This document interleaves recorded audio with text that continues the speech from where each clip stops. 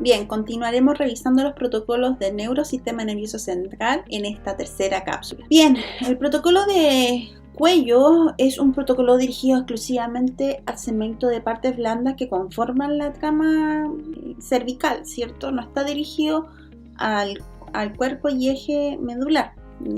Esta zona se caracteriza habitualmente por estudios de pesquisa inflamatoria, infecciosa e inclusive tumorales. Tenemos muchas zonas glandular, tenemos mucho componente muscular, mucho componente linfático y vascular, lo que genera una zona recurrente de este tipo de patologías. Por lo tanto, la resonancia, en virtud de las características de interfase de contraste y alta caracterización en resolución espacial, permite esclarecer con gran definición las características anatopatológicas de las distintas lesiones que nosotros podamos encontrar en este tipo de protocolo. El protocolo de cuello está conformado por un segmento bastante simple de secuencias, ¿cierto? Estas van a ser de la familia Spineco, así que vamos a partir con un coronal T1 y un coronal STIR. El STIR es fundamental principalmente para los procesos infecciosos y tumorales, ¿cierto? Y después vamos a hacer nuestros planos axiales, T1 axial turboespineco, T2 axial turboespineco y además un STIR turboespineco, que no está anotado, pero tienen que agregarlo, un axial STIR turboespineco. Ahora, ¿por qué no ocupamos técnicas de saturación grasas verticales? Porque el cuello, sobre todo en pacientes que son delgados o pacientes pediátricos, son muy susceptibles a que la interfase por materia no genere un buen chimin activo y eso puede ocasionar que se les vuelque la saturación de la grasa y haga una saturación errónea de este segmento. Así que vamos a hacer nuestros dos primeros coronales, coronales T1, coronal STIR, axial T1, axial T2, axial STIR, y dependiendo del cuadro patológico vamos a agregar o un sagital T2 o un sagital STIR. Ahora, yo puse el T1 FASAT axial y el T2 FASAT axial en el contexto de que va a haber hay patologías que son de recurrencia y que tenemos que estudiarla de manera dirigida. Las puse en asterisco porque habitualmente, si bien es cierto, el escáner nos permite generar hallazgos positivos para lesiones esclerosantes vasculares, ¿cierto? Placas ateromatosas locales.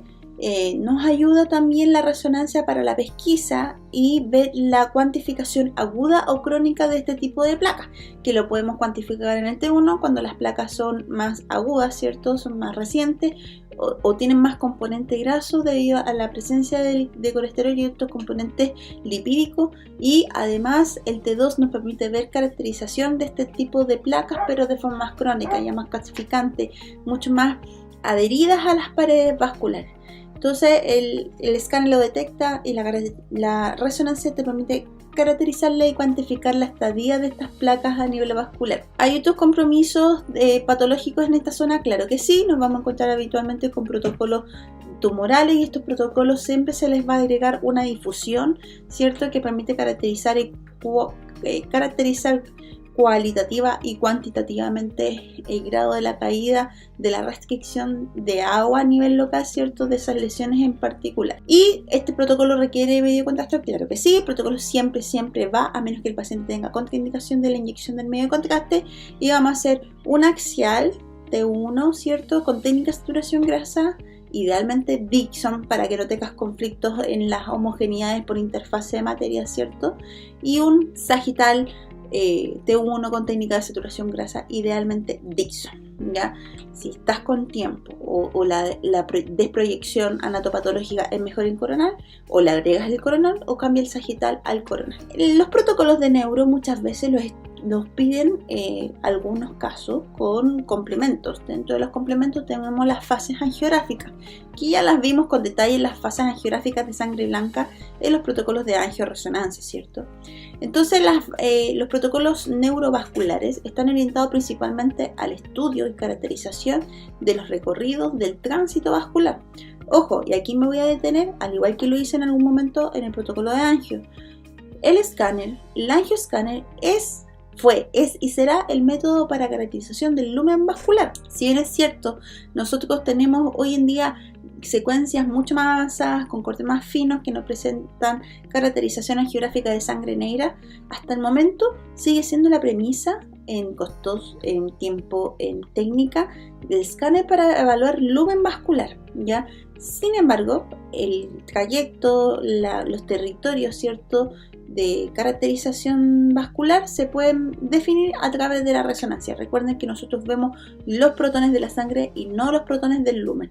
Así que atento y estar bien conscientes de la información que nos va a entregar la angioresonancia. Entonces, la angioresonancia o los protocolos neurovasculares siempre van a estar acompañados por lo menos de las 3 secuencias básicas de cerebro, ¿cierto? Difusión, flare y gradiente, si es que piden solamente angiocerebro y después tengamos que hacer los volúmenes angiográficos.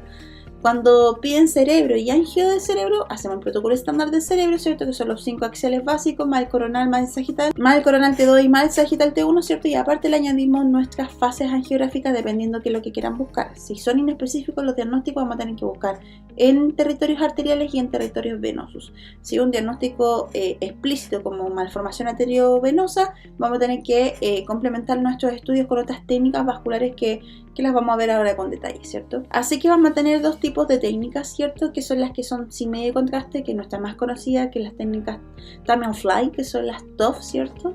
Y la Phase Contrast con Enhanced, Velocity Encoding, que te permite cuantificar la velocidad de tránsito de ese vaso, ¿cierto? Con la desventaja de que estas técnicas sin medio de contraste son mucho más lentas, ¿cierto? Mientras que tras la adquisición del medio de contraste podemos adquirir fases angiográficas con las secuencias Phase Contrast, en donde los tiempos de adquisición disminuyen significativamente, o podemos trabajarlos con los tiempos de vuelo, haciendo que lanzar múltiples volúmenes en tiempo muy cortito, de manera de ver la llegada, la perfusión del tejido, ¿cierto? Y la salida del medio de contraste, que funciona bastante bien con la pesquisa de lesiones de malformaciones arteriovenosas. Así que la angioresonancia en la trama arterial de cerebro, ojo ahí, de cerebro, vamos a ocupar nuestra secuencia TOF, ¿cierto? Idealmente TOF 3D. ¿Para qué? Para ver aneurismas, ¿cierto? Para ver accidentes cerebrovasculares con compromisos relativamente recientes. Malformaciones arteriovenosas, estoy obligada sí o sí a hacer un TOF, ¿cierto?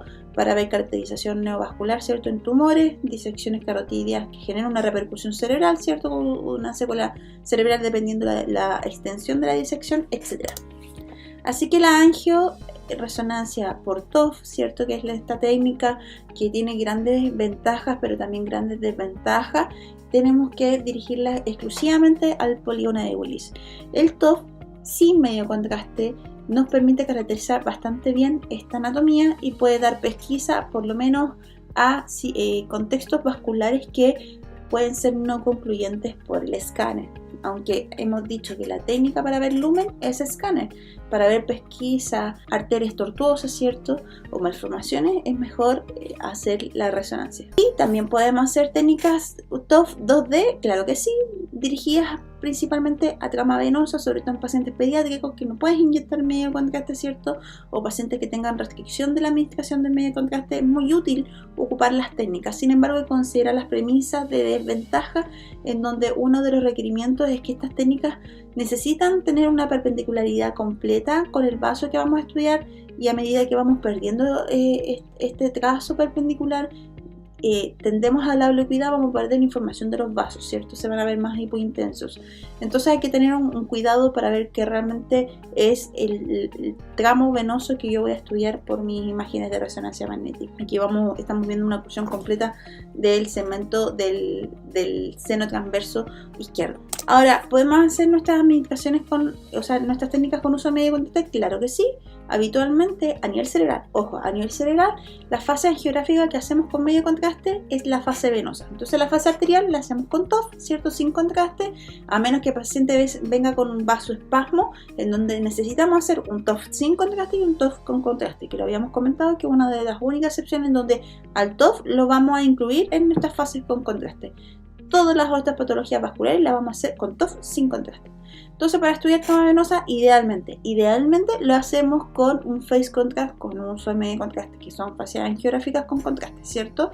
¿Por qué? Porque son más rápidas, tienen mayor resolución espacial, un tiempo de vuelo mucho más rápido, ¿cierto? Caracterizan mejor la interfase contraste, es más ameno, ¿cierto? Si bien inyectamos medio contraste, pero la secuencia dura 50 segundos, ¿cierto?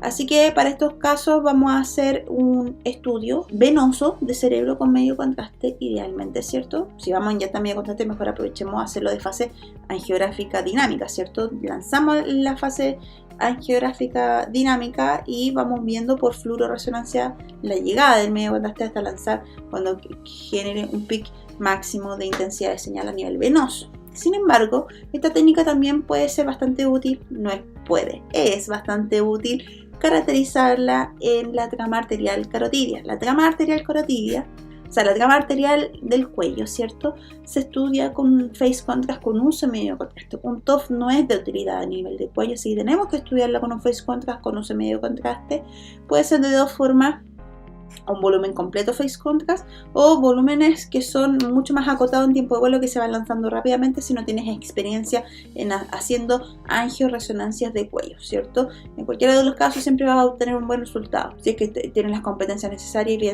viendo las ventajas y desventajas. Ahora, utilidad de estas técnicas, ya sea ocupándola a nivel cerebral o a nivel del cuello, es para la pesquisa de sesiones carotidias, aunque, insisto, la técnica para ver ese tipo de patología es el escáner.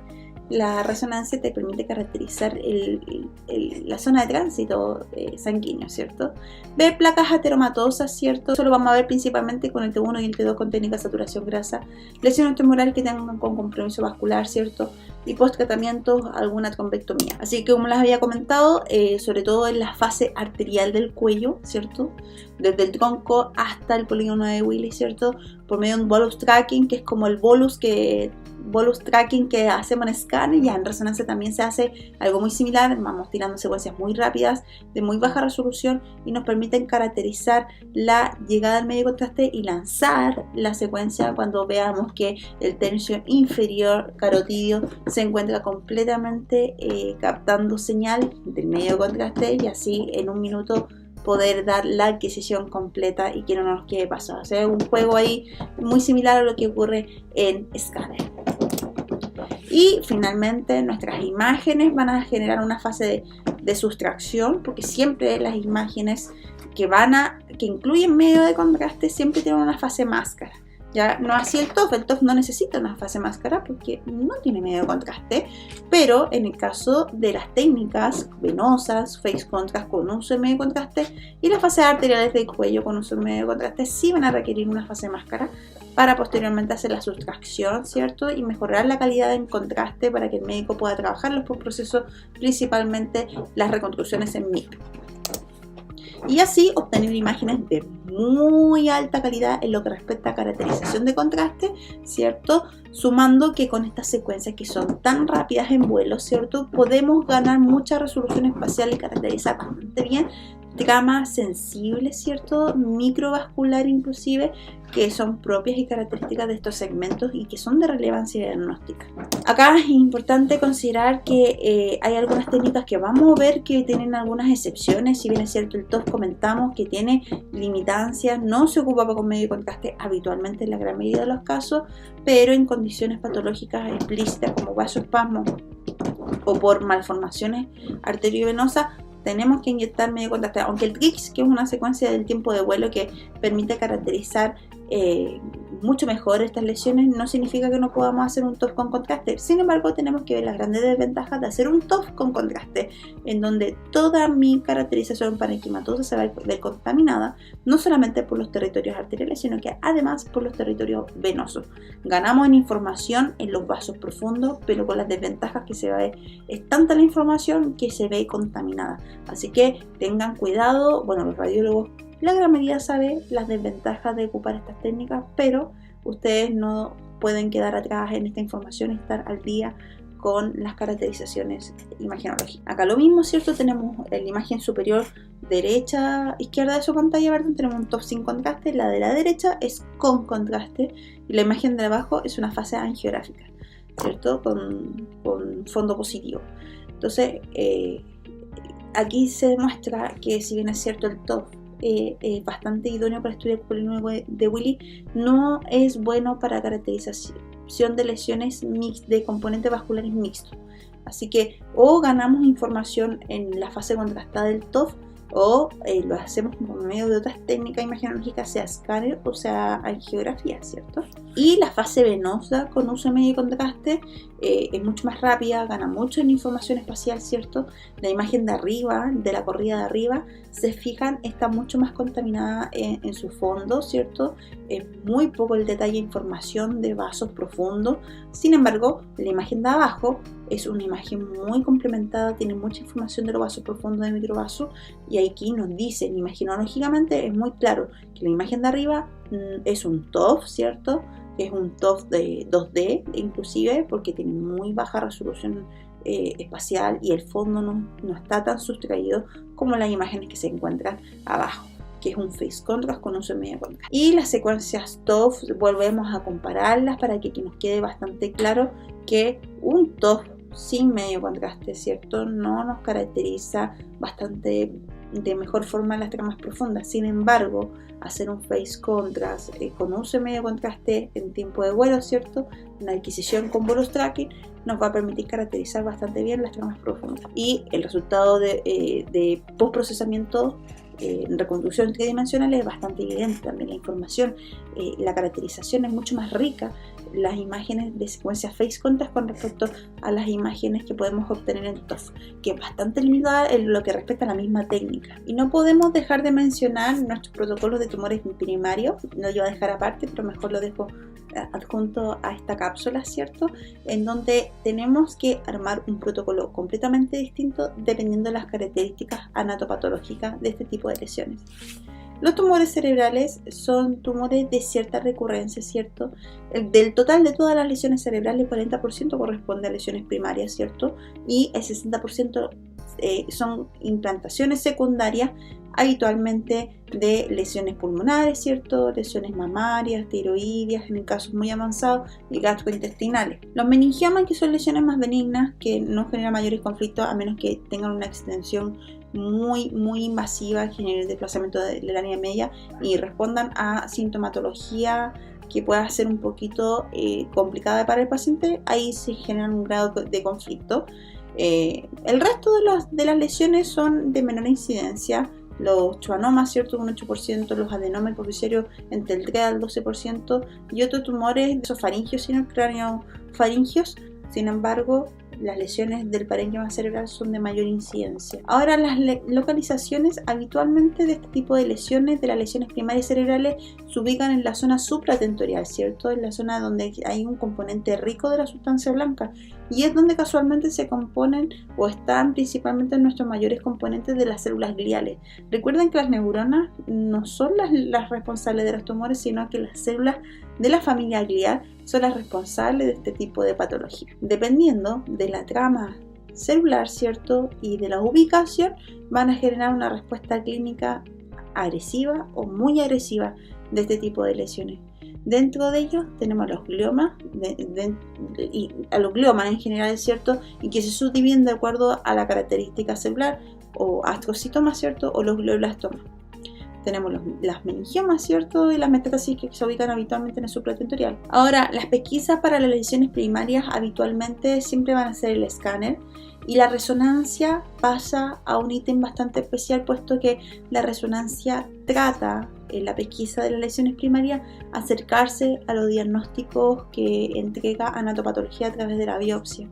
Las biopsias cerebrales son bastante complejas, y hacer estudios tridimensionales prequirúrgicos también es algo bastante complejo. Y desde un tiempo a la fecha, la resonancia ha tratado de solventar estas desventajas que existen en la medicina, tratando de generar la menor invasión posible a nivel cerebral, y llega a complementar con las distintas secuencias avanzadas el acercamiento tanto en la planificación, caracterización tridimensional del parénquima cerebral y la pesquisa molecular, metabólica que tengan este tipo de lesiones a través de nuestras secuencias de perfusión, de espectroscopía, de tractografía, de difusión, que nos van a poder cuantificar cuál es el grado de malignidad y acercarnos a lo que nos puedan decir las concluyentes biopsias de cerebro. Ahora, Siempre vamos a llegar finalmente a una biopsia de cerebro, pero la resonancia ayuda bastante a acercarse al diagnóstico y muchas veces cuando los riesgos son mayores para una biopsia se decide no hacerla y quedarse con la información que pueda entregar la resonancia. Los tumores primarios idealmente se deben estudiar en equipos de 3 telas por la sensibilidad de las secuencias avanzadas, sobre todo en espectroscopía y tractografía, que nos van a dar información muy enriquecida y muy cerca de lo que pueden entregar estos métodos de estudios convencionales, ¿cierto? Y que van a poder decirle al clínico hasta dónde pueden llegar, si es que realmente pueden llegar a un tratamiento o simplemente dar un tratamiento paliativo para ese paciente. Así que la resonancia, como bien dice ahí, permite conocer si hay procesos que están en estado activo, ¿cierto? Con un componente vasculares, si se pueden evaluar los riesgos, también es un factor bastante importante que pueden valorizar a través de la resonancia magnética. La resonancia es el método para estudiar lesiones primarias por sus altas características en resolución espacial y contraste. Siempre estos pacientes vienen con un pool, con una batería de información previa, importante, amplia, que permiten al tecnólogo poder orientar de mejor forma el diagnóstico. Habitualmente llegan con todos los perfiles de laboratorio, con todos los encefalogramas, tanto en estrés como en el sueño, ¿cierto? Buscadores de anticuerpos, ¿cierto? De proteínas y otro tipo de evaluaciones que permiten decir para dónde va el camino, para qué piden el examen y cómo podemos potenciar ese estudio para que dé una mejor respuesta a lo que está buscando o el comité o el clínico en ese paciente. Las lesiones más habituales, las de mayor agresividad, son los glioblastoma, los oligodendroglomas y los astrocitomas. Estas lesiones son bastante agresivas en lo que respecta a procesos de destrucción parcial o local del axón, ¿cierto? Y que la respuesta neurológica y la proyección de vida de estos pacientes son mínimas, lamentablemente, y que a través de la resonancia pueden determinar si los tratamientos van a ser exitosos y de hacer un tratamiento quirúrgico, que es principalmente para donde se orientan estos estudios, si realmente va a generar un alargamiento de la vida y la calidad del alargamiento de esa vida, porque muchas veces una cirugía de cerebro puede generar repercusiones neurocognitivas de importancia, que incluso pueden dejar en un estado vegetativo vivo, pero en estado vegetativo. Así que el protocolo de resonancia para tumores primarios, vamos a tener nuestro protocolo estándar, ¿cierto? El axial T1 turboespineco, el axial T2 turboespineco, el T2 gradiente o SWAN, ¿cierto? En las imágenes volumétricas, difusión es fundamental para caracterización de estas lesiones, ¿cierto? Y el FLAIR para ver la respuesta edematosa, citotóxica, local, general, estos crecimientos agresivos e invasivos que estamos viendo en esta imagen. Entonces, acá tenemos el pool básico, tenemos la imagen de la izquierda de su pantalla, un axial T2 turboespineco, la imagen que se encuentra en medio es un FLAIR, ¿cierto? Y la imagen que se encuentra a la derecha de sus pantallas, un axial T1, ¿cierto? Ambas de la familia espineco. Si se fijan, las caracterizaciones morfológicas y patológicas son bastante evidentes. Hay una respuesta necrótica, está activa, ¿cierto? En la imagen de la izquierda de su pantalla, mientras que en el FLAIR muestran una homogeneidad en su contenido, pero es por una respuesta edematosa que camufla parcialmente esta información entre lo contenido anatómico del tumor versus el contenido necrosante que está formando dentro de su secuela central, ¿cierto? De su núcleo tumoral, mientras que en el T1 hay una respuesta leve, difusa de la caída de la señal. Entonces, toda esta secuencia, el pool, es sumamente importante analizarlo en una lesión primaria. Habíamos comentado también que la secuencia difusión y la secuencia gradiente, que no está acá, me acabo de dar cuenta, son fundamentales para la pesquisa en el diagnóstico, ¿cierto? La imagen de la izquierda de su pantalla es una difusión, ¿cierto? Y la imagen al medio es el mapa de S. Si se fijan, se repite el mismo patrón en donde el punto central de la lesión se confirma en estas imágenes que hubo un centro necrótico por la respuesta de agua libre que se encuentra circundante y que la difusión por los componentes que hay se ve hipointenso, ¿cierto? Aunque por teoría deberíamos verlo hiperintenso porque hay una restricción, pero en este caso hay ciertos movimientos, pero estos ciertos movimientos son concordantes con el movimiento libre que se representa en el mapa de C, pero se ve heterogéneo e hipointenso por los contenidos vasculares, por los contenidos celulares radicales que tiene esa zona necrótica como tal.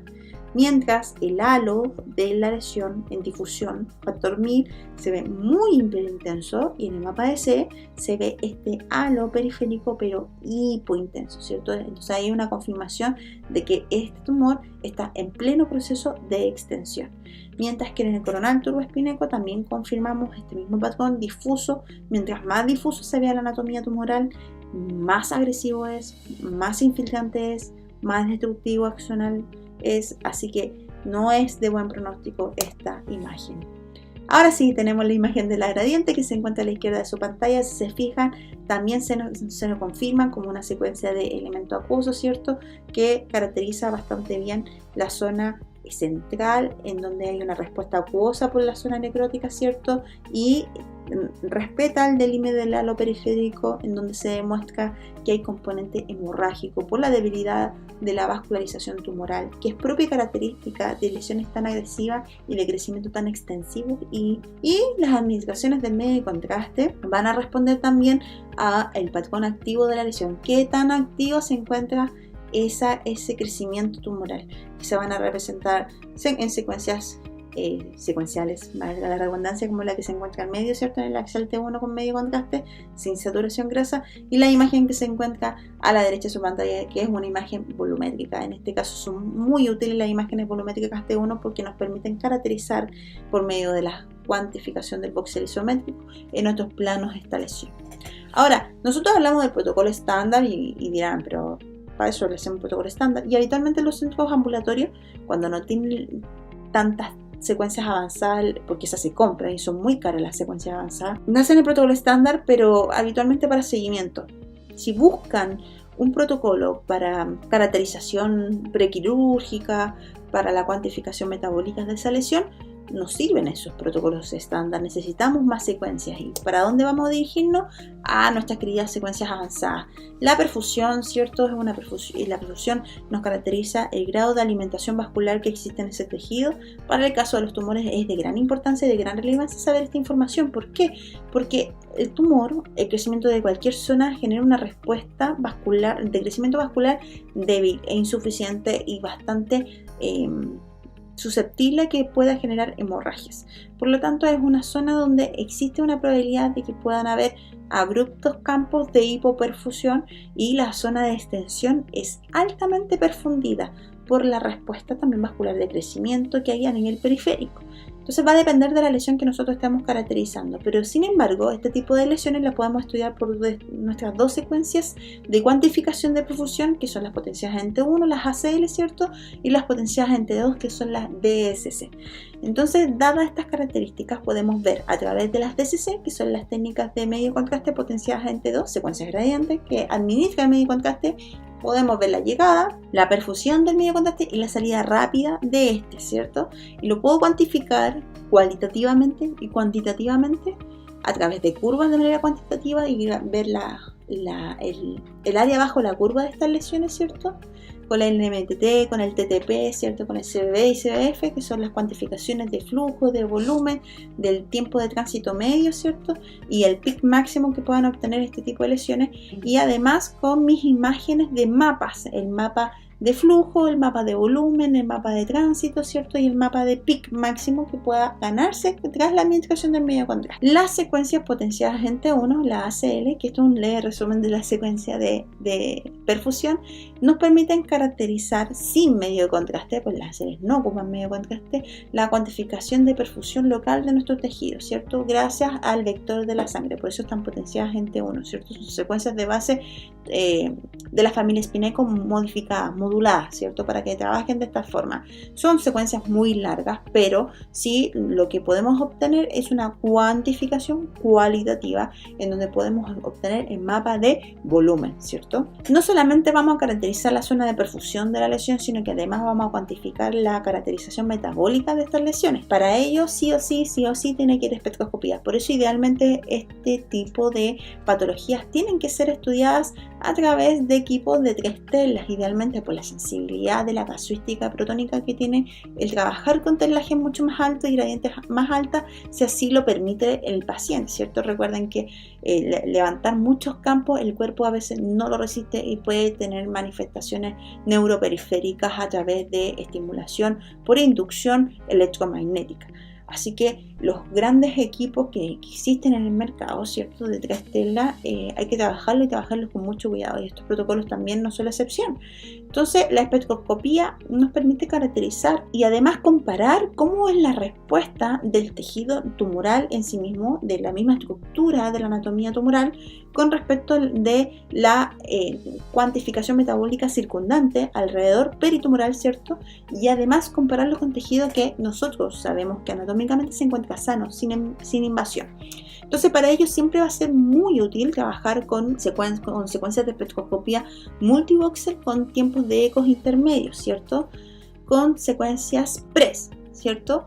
Que permiten caracterizar de mejor forma los tiempos de eco que son relativamente largos. Bien, y finalmente, y es una de las secuencias de mayor valoración en resonancia magnética para lesiones primarias, que es la tractografía, junto con imágenes volumétricas isométricas que se ocupan habitualmente para resonancia funcional, que no lo vamos a ver en pregrado ahora, pero sí son muy útiles para caracterización tridimensional cuando hacemos la caracterización cualitativa de la activación de algunos segmentos cerebrales. Esta misma secuencia la podemos ocupar en conjunto con las imágenes de tractografía, que les van a permitir al clínico inclusive hacer neuronavegación a través de imágenes tridimensionales por resonancia magnética. Este tipo de caracterización en conjunto con la tractografía permiten hacer una predicción quirúrgica en donde el clínico puede cuantificar el margen blanco, ¿cierto?, que va a realizar si es que es necesario en este tipo de lesiones, porque mientras más edema local y más agresivo es el tumor, más inexacta es la zona de incisión quirúrgica.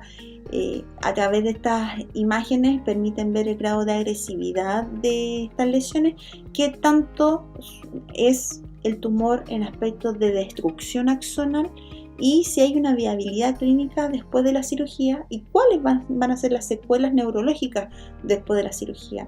La tractografía, recuerden que mide la cuantificación del factor de anisotropía y permite caracterizar tanto en mapas, el mapa de fracción de anisotropía, el mapa direccional de anisotropía, que es el factor cuantitativo en colores, ¿cierto?, que permite ver la direccionalidad según sea la función color, ¿cierto?, que pueden llegar a ser hasta oblicuas, y ahí combinarse los colores, y finalmente sacar los mapas tridimensionales de los tractos o de las fibras de interés. En este caso, acá sacamos el tracto de la corona radiada, que era el interés para hacer la cuantificación y la predicción quirúrgica del paciente. Acá les dejo un video en donde la Clínica Las Condes es pionera en lo que es neuronavegación. La neuronavegación es una nueva técnica que se está ocupando en neurocirugía, que es de gran utilidad al momento de hacer los factores predictivos de los tratamientos quirúrgicos en estas lesiones primarias, y que permiten ver con gran certeza o un gran acercamiento a la realidad del paciente qué tanto va a verse afectado o cuáles son los valores positivos o negativos de esta cirugía a través de software específicos que van a conectar al paciente por medio de cabezales que se unen a través de puntos de disposición de estos arcos para poder cuantificarlos tridimensionalmente en nuestras imágenes. A los pacientes, al igual que en radioterapia, se les da un marcaje de estos arcos que se les ponen a nivel de la cabeza, se les adquieren las imágenes con estos marcajes, ¿cierto? Y finalmente hacen la caracterización tridimensional de neuronavegación, ¿cierto?, por imágenes basadas en resonancia magnética, como se visualiza en estas imágenes.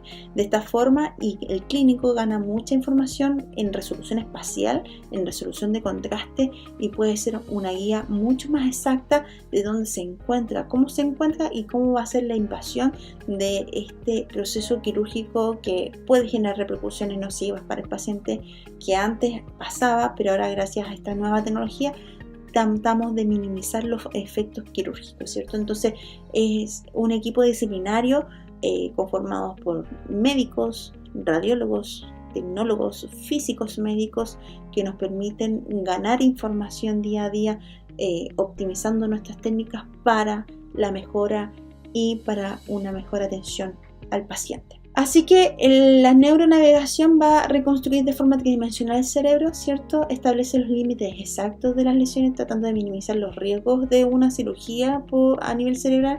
Y lo que más importa en este tipo de tecnología es la precisión que tienen para poder hacer las cirugías lo más mínimamente invasivas. Eso, chicos, espero que haya sido de su interés. El mundo de neuroresonancia es un mundo amplio y muy variable, y día a día tenemos que estar muy atentos a los posibles diagnósticos que puedan tener nuestros pacientes. Que estén muy bien. Nos vemos.